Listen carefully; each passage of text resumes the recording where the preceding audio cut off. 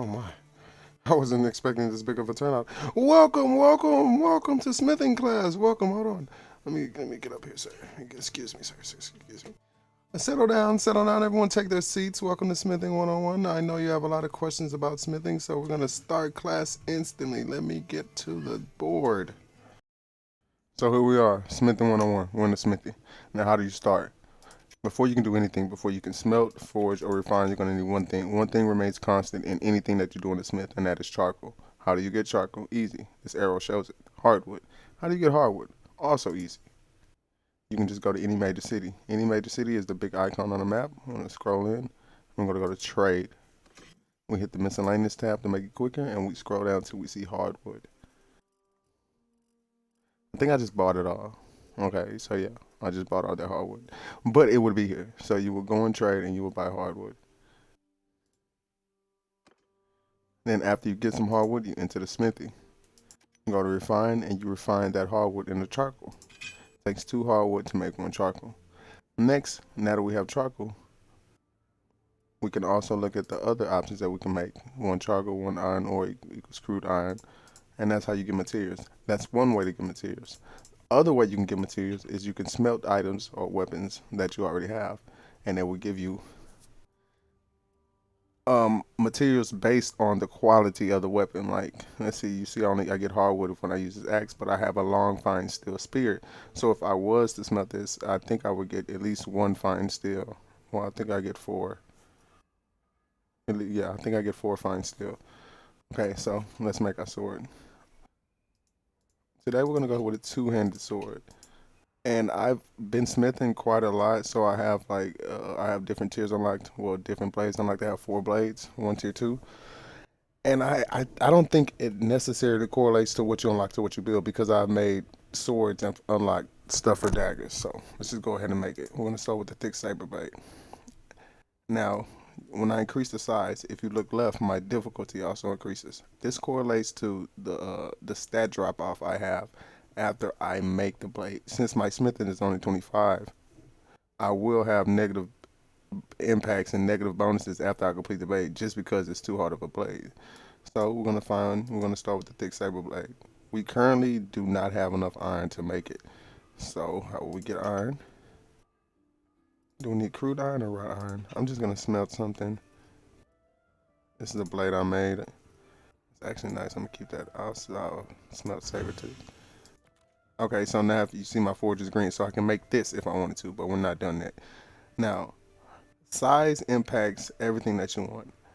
And for the sake of this video, I'm gonna try to make this the fastest two-handed sword we can, regardless of size. So the longer my weapon reach, the slower my speed is. So I want to put it at 110. I don't want it too short. I don't want it to be a one-handed. But I'm gonna put it at 110.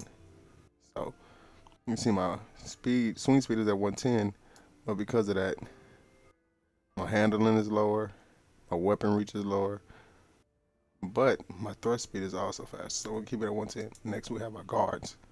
I have quite a few guards. Actually, I have this nice one, but I think it requires fine steel. So let's see. I need two. If I go to refine, I can't get fine steel. But let's see if I were to smelt this long fine steel spear. Yes, now I have seven steel. I still don't have fine steel though, so I wouldn't be able to make it. So I just wasted a spear for no reason.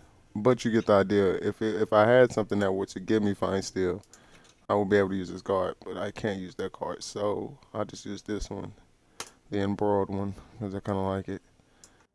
And I can make this. Now the size specs on this, they don't really affect it. It only affects your swing cut damage. Well, it affects your swing speed too. Hold on. Well, not as much as the blade does. I'm gonna keep it at. I'm gonna bring my swing cut damage up a little bit. But I don't want to take all that speed off. See, it's not worth it. I'll just leave it at 110. Swing speed damage is gonna be terrible, but I'm not gonna use the sword anyway. So next we have the grips. I only have two grips, and I want to use the pound for one. I'm not gonna use the sword. Make like a Nordic sword minus the blade. Oh, hold on. Okay, I just learned something new.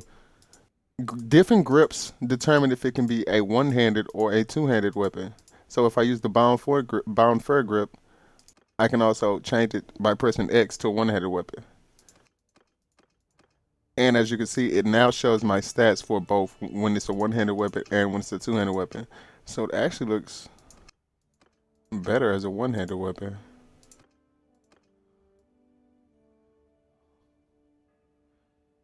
I'll make it a little bit longer since I want to do it as a one-handed weapon too. So we learned that about grips. Grips change whether you can hold it with one or two hands. Next we have the pommel. And I'm going to use this tier 3 pommel. I like it. Even though it doesn't necessarily match the sword.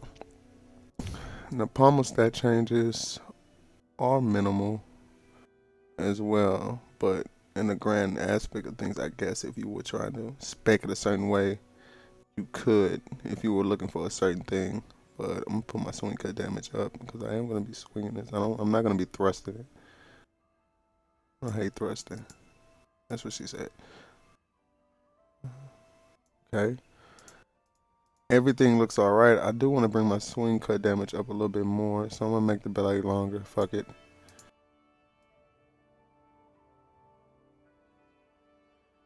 Swing speed is trash. Well, it's still 103. I'm going to use it as a one-handed anyway. Oh, hold on. My swing speed lowers when it's one-handed. Oh, duh.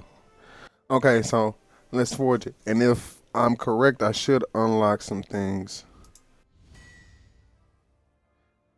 Okay, so these are the negative stat bonuses that I was telling you about because the difficulty of the sword was 109, so I got -1 thrust speed, -2, -2, and -3.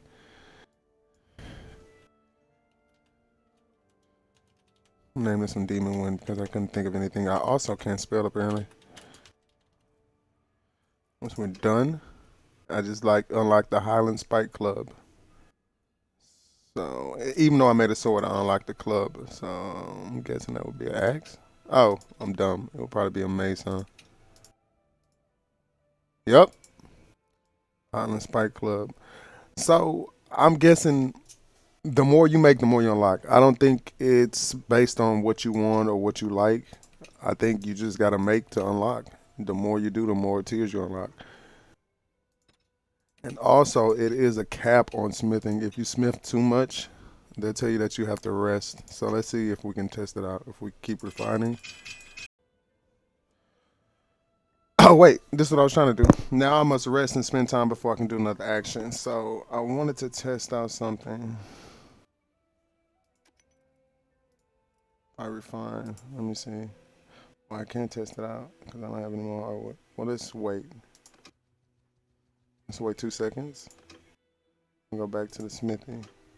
And see, it's gonna let us do something, but I wanted to see if it lets me do multiple things rather than one. Okay, so let me see. I want some crude iron. See? Okay, so I just confirmed it. The amount of time you rest determines how many actions you can take. Not how many items, how many actions you can take. So you see how I rested for 2 seconds, I can only do one action. The longer you rest, I guess it's like a reset on the timer. So uh, just a little tidbit of information. So the longer you wait, the more actions you can do. So you can't just wait for 2 seconds and think you're gonna hop in and make 5 swords. They're gonna let you make one.